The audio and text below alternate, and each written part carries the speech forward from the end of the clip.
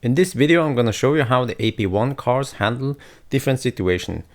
So I will compare it with the AP2 car video I made earlier. So over here, the car will suddenly start decreasing, and that is as expected because the autopilot works on both map and what it sees, and the map for some reason tells it to slow down. So AP1 and AP2 cars, they share the maps.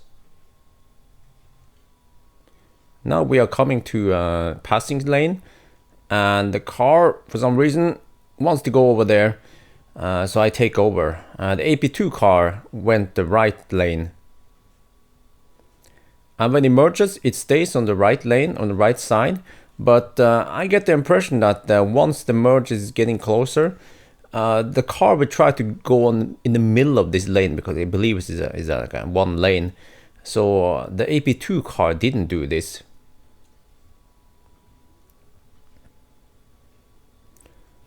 Here we have pretty poor lane markings, but the car can still keep up with the turn, and it tries to figure out where the lanes are supposed to be. Now we are coming to a middle divider. It heads straight for the middle divider, so I take over. I don't have the balls to wait. Maybe it would have done it, I'm not sure, but at least it will do the rest okay. So there will be another middle divider soon. I just have my hands ready. And it's also, you see, there is really poor lane markings here, but it just makes it perfectly ish.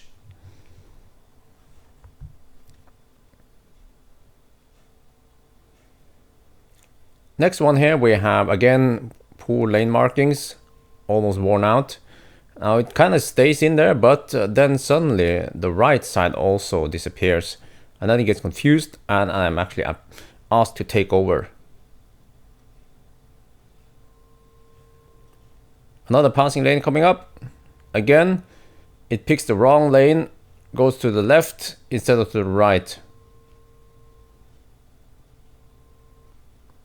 And here we have fresh new road. And again, because these two cars, they share the same map, it slows down. But this will be better once the map is updated. Another example of poor road markings. But here you see they actually scrape off the old one because they were repainted. But the car can actually see and detect that there is some kind of middle lane there. And as before, when you use adaptive cruise control without oversteer, the car will still slow down in curves. This is also based on map. Another example of poor road markings. This time it kind of get lost and I take over.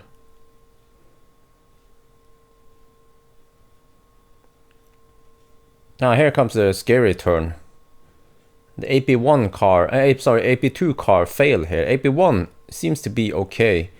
It makes that turn right, and the next one, where the AP2 went over the line, it makes it perfectly. Another example of poor road markings, but here they painted some temporary white dotted ones, and the car detects that and drives fine.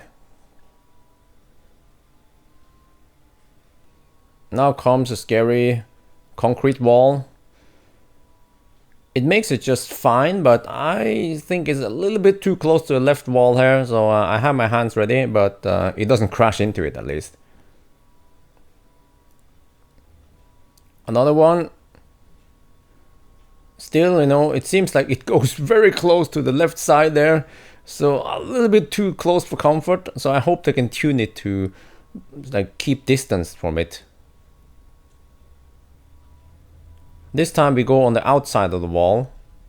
That one seems to be better.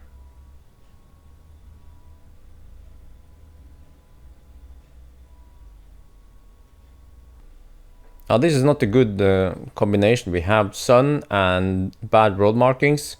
So the car can do it just fine, but then suddenly in the shade, it gets confused and then I have to take over. Now this one, AP2 car went way over the line. AP1 also goes over the line and then I take over. So if I didn't take over, I wonder if it would go further out. And the last one here is the tricky one.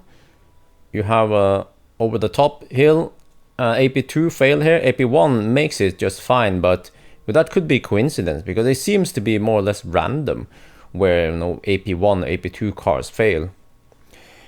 So that was actually it for now. I hope this was useful for you, and there is actually an update for the AP2 cars coming very soon. I'm not sure if it's rolling out already, but yes, I should test AP2 after that.